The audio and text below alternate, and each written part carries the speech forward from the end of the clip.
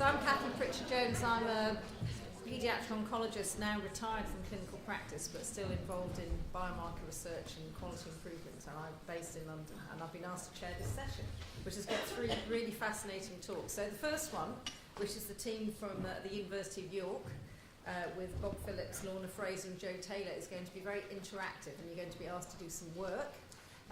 So I hope you're all freshened up from the coffee break. So over to you, Bob, and Lorna. I'm going to go first if that's okay, thank you. Thank you very much to the organisers for giving us the opportunity to come and talk to you here today. This is an interactive session. It's also an unrehearsed interactive session, so it could all go horribly wrong. So do bear with us as we go along. So we're going to talk about palliative care and the potential to improve palliative care for children and young people with cancer. Now, I'm the director of the Martin House Research Centre, which is a collaboration between Martin House Children's Hospice and the Universities of York and Leeds. It's a real commitment. We're really interested in doing high quality research in the topic of children's palliative care. And that obviously includes children with cancer, but also includes children with other diseases, children with neurological conditions. Now, what we're also particularly interested in is doing research that matters to the children and their families, not just research that matters to us as researchers, or indeed research that matters to clinicians. Obviously, these views are very important, but we're very keen to hear the voices of the children and young people. Hence why we're going to ask all of you to be doing some shouting out and some stickers in a short time. So we're going to cover very briefly what specialist palliative care for children is, why we think this is important. Really importantly, how do we measure if it's worked or not? And then Bob's going to tell us what a systematic review is in a very short period of time involving a picture of his cat. And then we're going to tell you a little bit about a research study that we just completed and what we're going to do next. So what do we mean by specialist palliative care? Palliative care is, I mean here, individuals and medical consultants who have been trained in palliative care. Now, they may be people who also happen to be paediatric oncologists, they may be paediatricians from other specialties, but their main service is providing palliative care for children and young people. Now, there are several different ways that these services are configured. Sometimes it's embedded within teams, so as I said, one of the oncologists may be specialist in paediatric palliative care. The hospital may have a whole multidisciplinary team for specialist palliative care for all children, and they would be involved in children regardless of their diagnoses. We also in the UK have a large number of children's hospices. There are 53 organisations in the UK, so they provide a lot of specialist paediatric palliative care. So why is this important? Interestingly, I think nearly every presentation we've heard this morning has related to palliative care already. The first presentation highlighted that although survival has improved for children and young people unfortunately are still dying from cancer.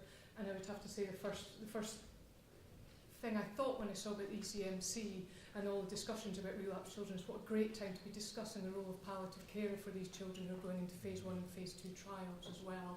Because palliative care for children is not just about end-of-life care, it's also about parallel planning when there's more uncertainty about what the outcome will be for that child.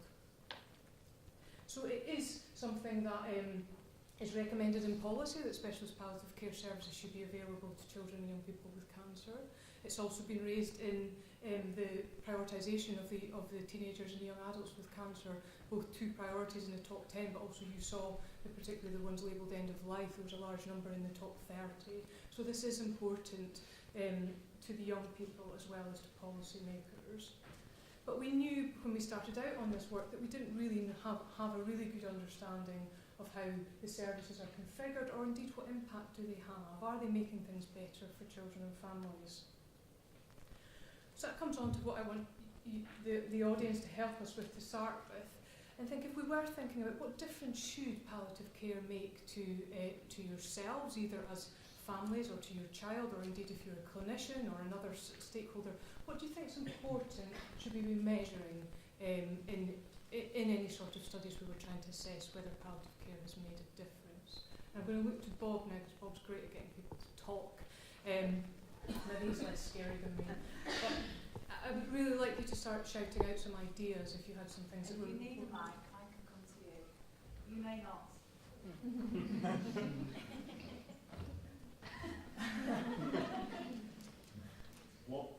What is it? What is it that specialists? What is it that palliative care is trying to do?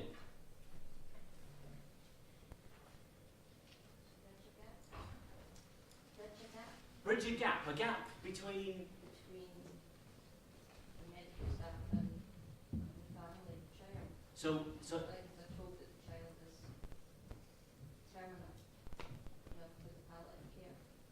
so it's about helping explain and understand end of life. Yeah, I think it's one of the subjects that medical people, everyone finds hard to talk about, and I think. So the expertise in communication and having those conversations around end of life. We're writing them down as they come out. Yeah. I think it's something about our families in the place they want to be, and how many times do they end up in a place that they don't want to be, like coming back to hospital when they really don't want to do that. So there's something there about measuring that. So something about the physical locations that they are in and how they match or don't match with what the family wants at that time. Yeah.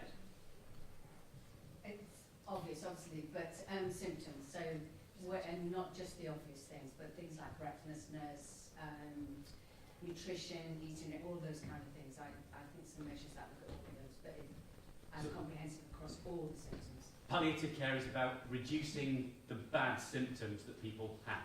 And giving better interventions. Improving ways of making them better. Yeah. Yeah. I think it's also about giving the family control over being able to intervene effectively when symptoms worsen, so they're not constantly having to run to the hospital, but they're actually can do things as the need arises in the place that's best for them. So it's more local to them. It's empowering to the family. The impact of the transition between parents and patients and clinicians believing that treatment is curative to potentially terminal. So palliative, the specialist palliative care service can help with that transition through a potentially curative into a phase where this will not be curative. Exactly. Yep. I'm just picking up on your point actually. Was it that self-care, because that came up in the last presentation, didn't it? One of the priorities. Yeah. Was it around that sort of how they might build self-care for symptoms? Well, it's giving the family the means to manage the symptoms at home. Just in the line of what has been said, just creating some peace in the midst of the chaos. Essentially having that contact person who communicates steadily, just having a face to the entire chaos of what's going on. It gives them a peacefulness, a serenity. That's what it can do. Another comment? Sorry, do you want me to use? It's up to you. I was just going to piggyback on what Cathy was saying.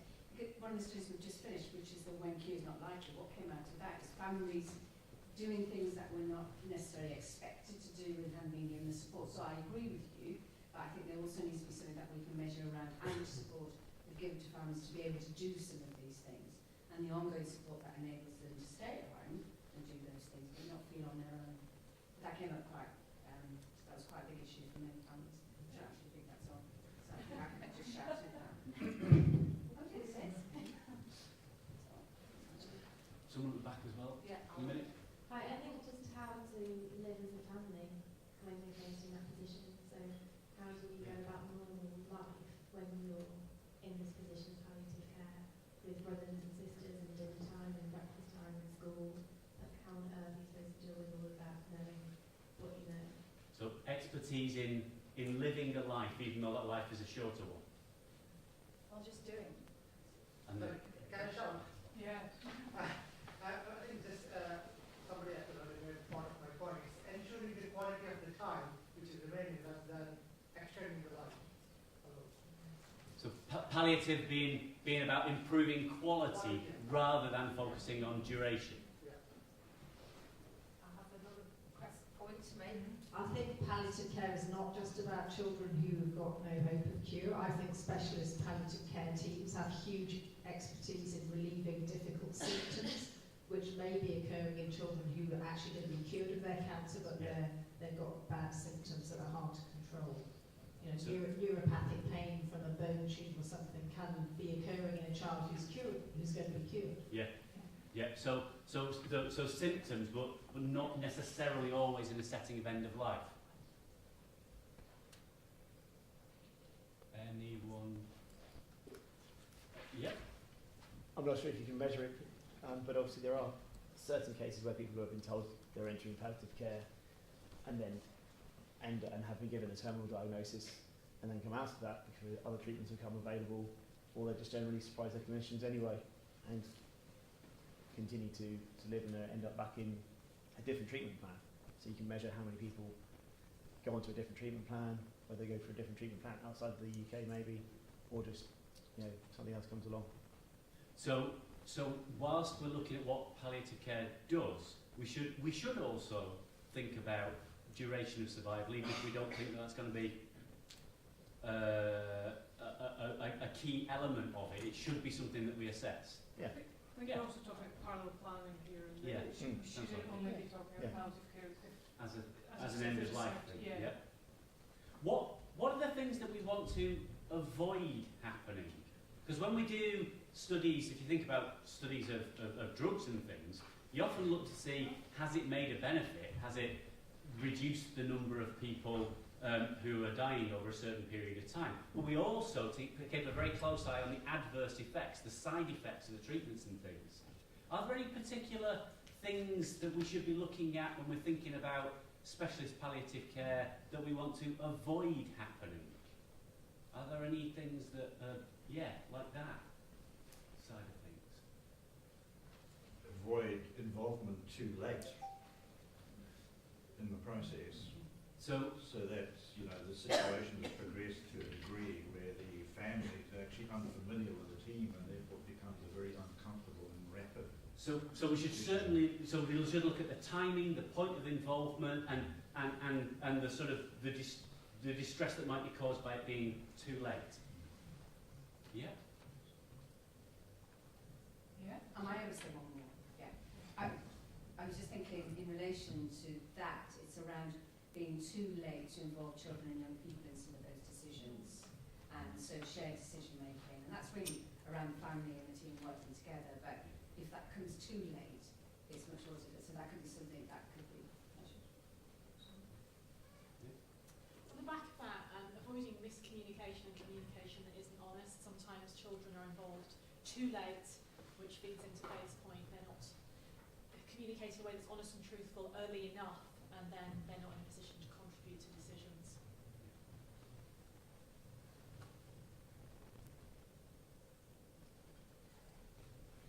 Excellent. Is there anybody that's not said anything that would like to? What about after care? Like when a child passes away, palliative care coming in and giving them information about support or help. So the use of a specialist palliative care service as a bereavement team. Yeah. And quite around. Signposting. Yeah. Just because obviously families have spent so long in a hospital, this has happened, and then are they then just left without any further information? Yeah. I would say palliative care outside of just the family unit as well, because if the direct family unit and there's the school, then there's a huge ripple effect that this has on a community. And actually, we were lucky our child survived, but you hear horror stories that you don't know how to communicate it, and how the school don't know how to deal with it. The children in our school, there's another child with cancer, they thought it was catching. It's all those things, it's the ripple effect. So palliative care, how you can help, what measured outcomes you can help with managing it on a broader spectrum than directly just the family. Yeah. And there is a lot of talk at the moment about palliative care in the public health context and compassionate communities, and talking more about death really, which is something that we're all actually very good at, both within the clinical field but also within society. I think it's very important. Phyllis. So I will say, as I tell you about the reason why we asked me, if you do think of any more, just shout out, interrupt me, it's fine. It will become clear while we've asked you as we go through. Excellent. Yeah.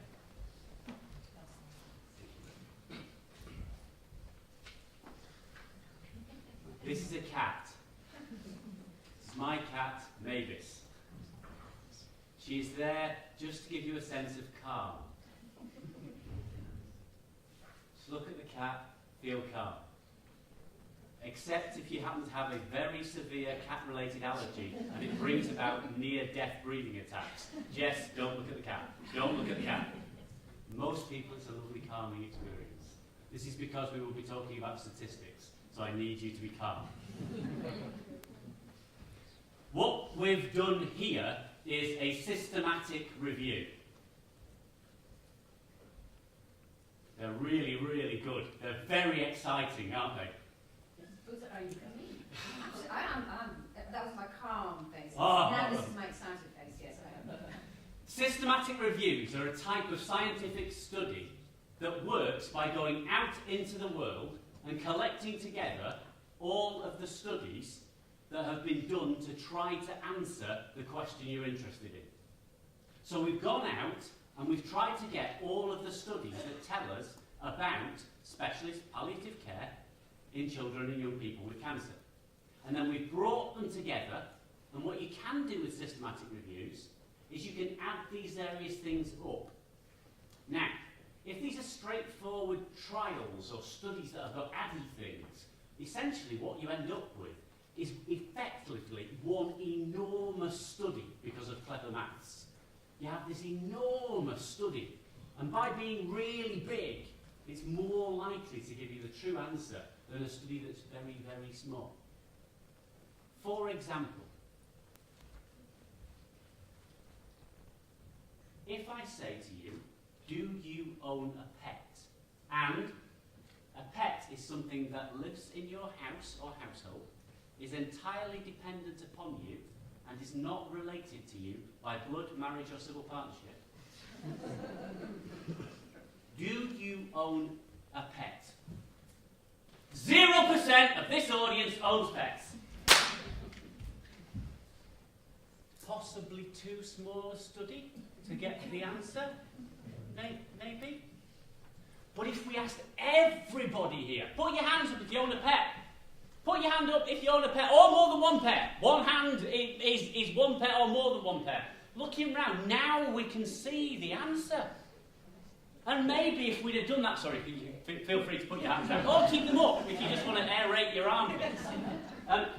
Now we can see what the truth of the situation is within this room. And if we did that repeatedly over Childhood Cancer Conference attendees over many years, we'd understand what the population of attendees were like, in whether they did have pets and were nice, genuine, lovely people, or whether they didn't have pets and weren't any of those things. The maths is incredibly powerful. This is a systematic review that took a whole load of studies, starting in 65, ending in 1990. And what they show is the individual results for each individual study. The blob in the middle is where the study thought the truth of the matter was, and the wings on the red bit are where the truth might be, because chance has these wibbly bits in it. Okay? That's the sort of the maths that sits behind it. This one here is a ratio of 1. It is 1 times as likely that the outcome, and the outcome here is death, happens. So 2 times as likely, 10 times as likely. So this is a thing that has been studied repeatedly, 1965 down to 1990. Nearly all of these studies show that the thing that's being looked at causes an increased amount of death. But they are a little bit inconsistent. They're small studies that are unsure about just how bad this thing is for you. For those that haven't seen the slide before, any guesses as to what the thing might be that's being studied? The paper was done in the early 90s, that's why we've stopped at 1990. What might it be that was being studied?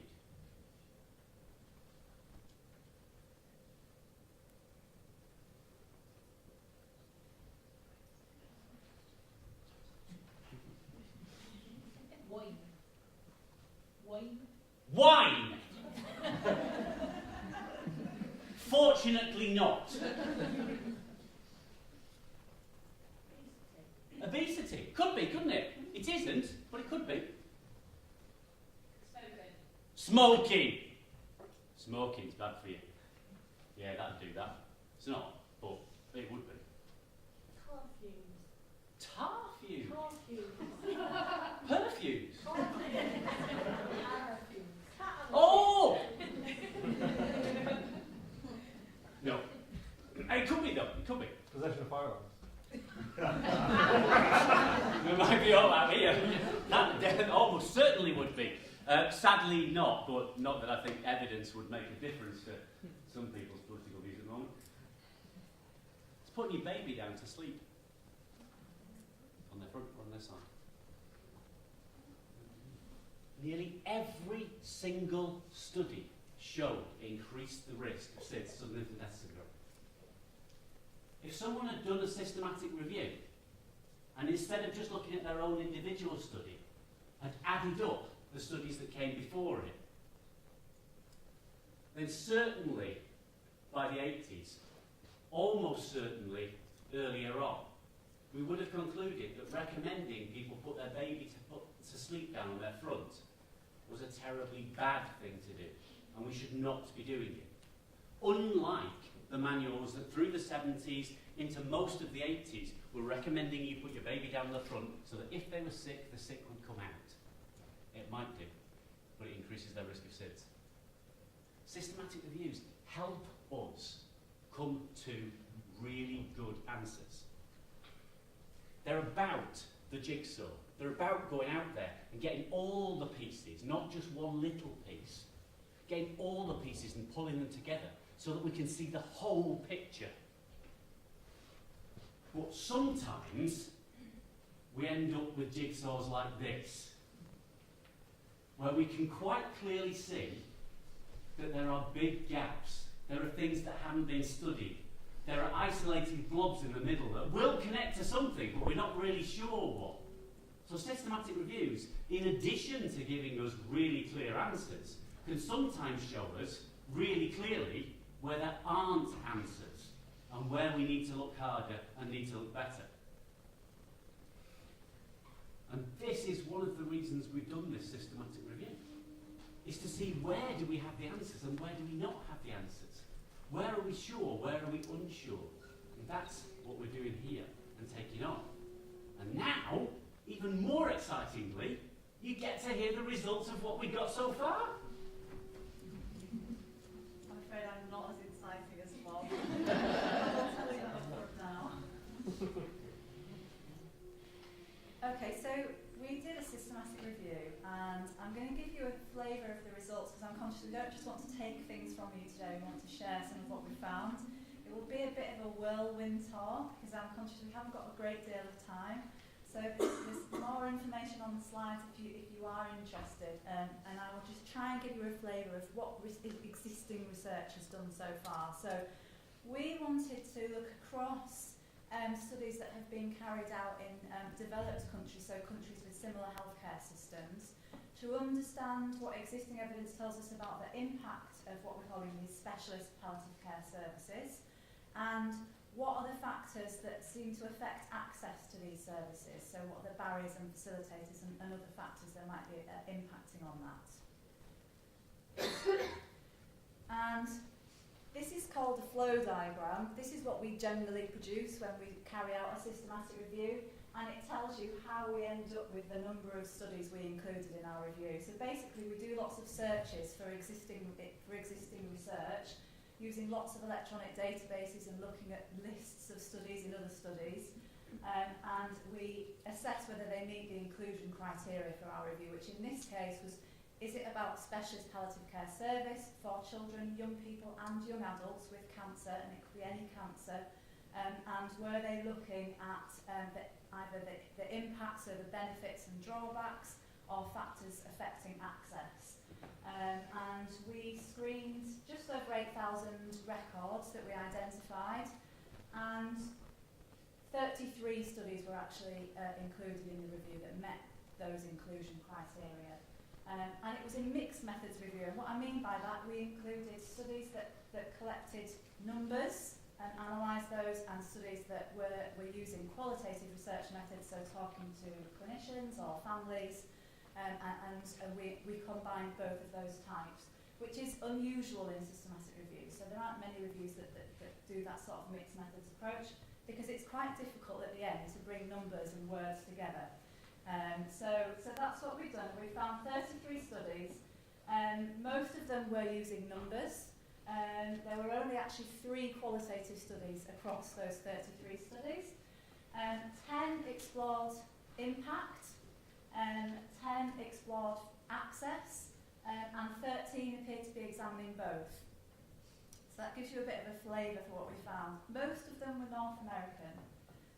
So there were actually only 3 UK studies that have been carried out on this topic. 2 of which Lorna actually carried out.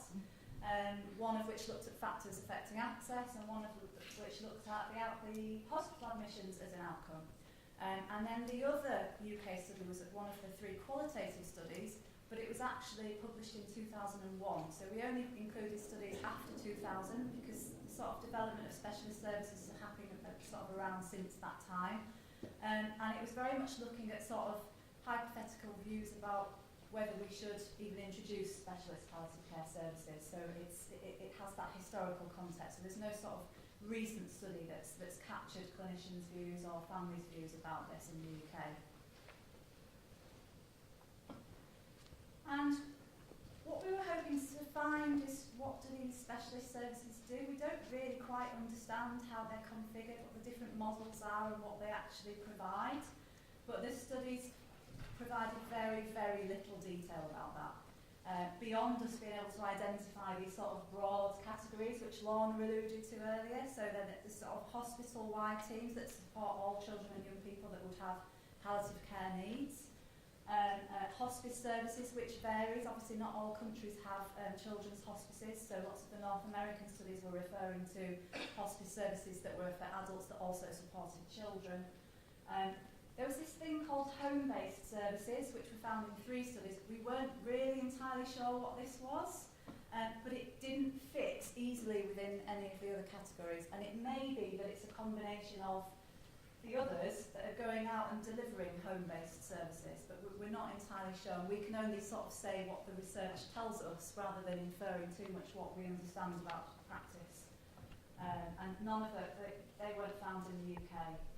And then very few integrated oncology programs. I thought we might find more. There was only actually 3, and one was from Israel. It was an inpatient unit that was a specialist palliative care unit for children and young people with cancer. One was where they had worked with the hospital-wide team to develop a specific programme for children and young people with cancer, and then one appeared to be more of an integrated model where the people within the oncology department were trained up and delivered the service themselves. So even those looked slightly different. And there was very little about provision. So lots of the studies would identify the initial point at which a family would be referred to a hospice or referred for an initial consultation with a palliative care team, and that would be the indicator of whether or not they'd received some specialist input. But very few of the studies looked beyond that in terms of what input they received and how long a period over, and most of the studies just used that as the point after which they received services. So there was only, I think, 3 studies that thought about the timing of that. You know, should we be measuring whether children receive it for a certain amount of time before we can class them as having received a specialist service? So there's not much thought about that sort of element as well. A few studies, interesting because it came up in our discussion about outcomes, thought about early integration. So there's an increasing number of recent studies that are thinking about when specialist services are involved and how that might shape the sort of impact of the service on children and young people. So what did they measure? Now this is why we asked you first. We wanted to get a feel for what you thought was important before we told you what the studies measured. And I think quite a lot of the measures that we found were mentioned in the room. So this table here, down the left-hand side, we have these broad categories of outcomes that we identified across the study. So there were outcomes around advanced care planning, around the actual provision of end-of-life or palliative care. There were things around resource use, so costs, hospital admissions. The biggest outcome was location of death. So 16 studies actually measured that. There were a few that looked at child quality of life, and a few that looked at family support, and some that looked broadly at service satisfaction in terms of clinicians' views about that and families' views about that. And the ones in green are the ones where they used hospital records as the data to measure the outcome. And the ones in orange, it sort of looks brown, but it was orange on my screen, were the ones where they collected information from parents. And only one study collected information from children. And they were looking at this concept called transcendent comfort, they called it, which was linked to around sort of peace and quality of life. It was quite an interesting concept that wasn't just a quality of life measure, it was slightly broader than that. But what we found, lots of studies tended to measure what was easy to measure because it had been recorded in a child's medical records. So lots of studies looked at whether or not there was a resuscitation order in a child's record as something that might have happened because they'd had some specialist input. And again, in terms of where a child had died, most of them just looked at the actual location, and only 2 looked at this sort of whether there was any congruence between where a child wanted to die and where they actually died. So they were taking the easy option really. There were lots of single site studies that were done, quite small ones in single hospitals, and extracting child records to collect data. Do you two want to add anything about that? No? Okay. So, do you remember the forest plot that Bob showed you with the lines and boxes?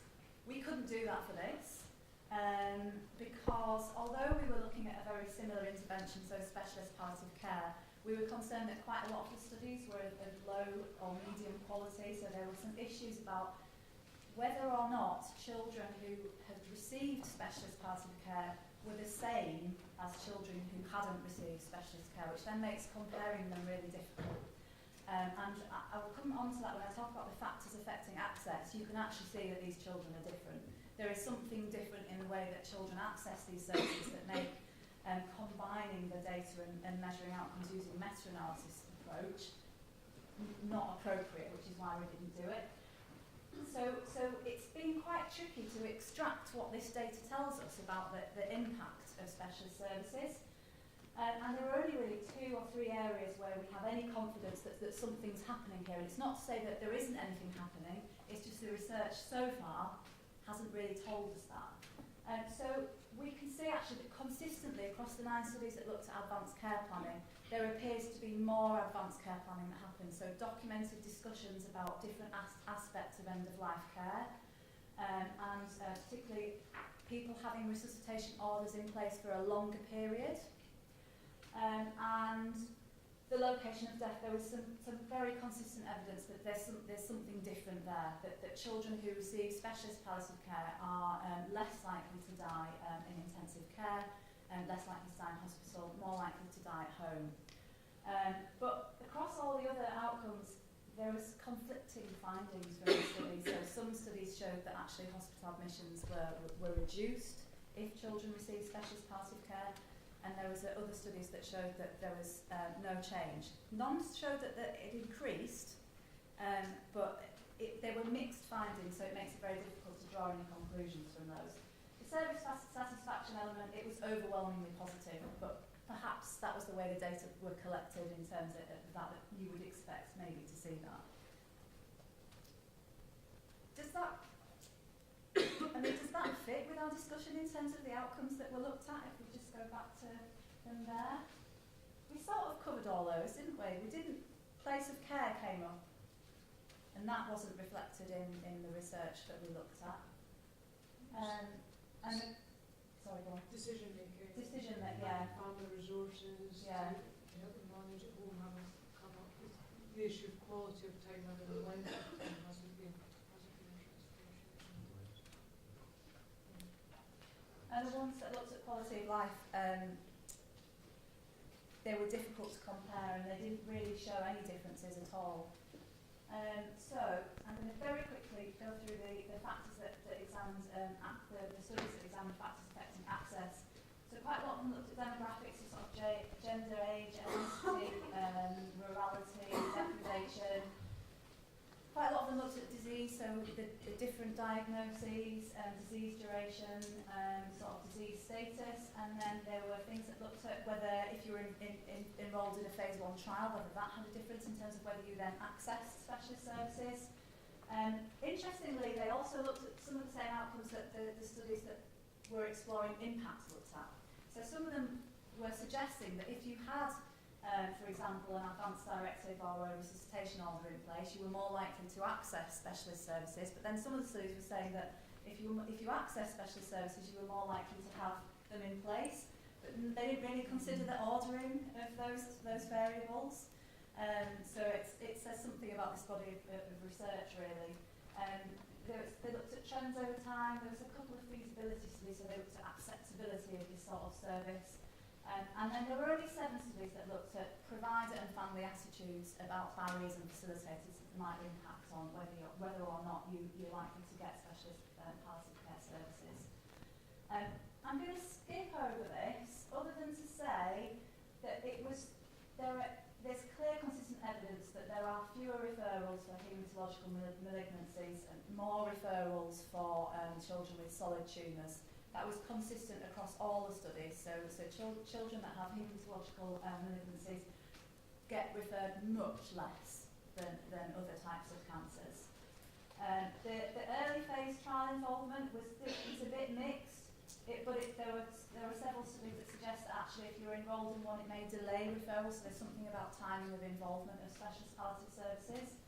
And again, there's that whole issue around advanced directives, but there's around the ordering of outcomes, there was something there as well.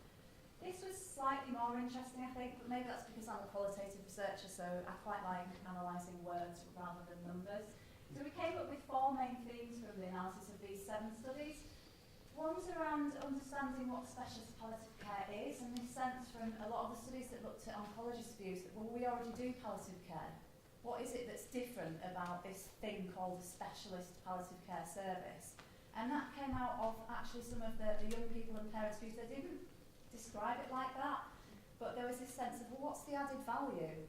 What am I going to get that's different? I'm already receiving care. So that was a barrier to accessing those services. And there was a sense of bringing in a new team, and this was distinct from what a palliative care team symbolises. We were trying to disentangle whether they're separate themes, and they were. So one was around sharing care with a new team and bringing in new people at a point where it would really impact on continuity of care, so that came up as quite a big theme. What a palliative care team symbolises was slightly different because one study described it nicely as emotional labour, that actually if you're going to bring in a palliative care team, it also means having the discussion about where you are with your child, and many people may have not done that at that point. So that referral comes with emotional conversations and difficult conversations about prognosis and what's next. So it's not a straightforward thing as referring to another service. And then this last bit again was when to involve a specialist service. So this idea of should we do it early, should we do it late, when should we do it, when should it happen, and not really knowing when that would be, and that generated uncertainties and therefore a barrier. And I might just skip these. There were some lovely quotes. Yeah, 2 minutes. Great. Okay. So thank you, Jo. That was really interesting. What we really took from that is there wasn't a lot of work that's been undertaken in the UK, and a lot of the research hasn't been of a high quality to really be able to answer our question about how should these services be designed, what difference do they make. So what we're planning on hopefully doing next is doing some UK-based research. We know from speaking to colleagues, both parents and children, as well as with clinicians, that how specialist palliative care is set up around the country is very different. It depends where you are, what you receive. So we're looking at the moment for family involvement. So if there's anyone in the audience that would be interested in helping us with a research study going forward, we'd be really pleased to hear from you. And we really also want to understand what's important to measure. So some of you in the audience will have noticed these blank whiteboards at the side. what we want you to do, we're going to add the outcomes that you have measured over while the next two sets of speakers are talking, but hopefully either on your way out to lunch or during lunch, if you come back in, decide whether you're a young person, parents, staff from third sector, choose the right colour of sticker and put stickers on the top 3 most important things that you think it would be for us to measure. But also importantly, could you also just put 1 red sticker on something you think actually isn't really relevant and we shouldn't be measuring it, because I think there's certainly some of the outcomes that have been measured in previous studies certainly weren't mentioned by any of you when we were talking earlier. Apologies again for our timekeeping and not being quite as entertaining as Bob, but that's something I'll never achieve, I'm afraid. But thank you very much.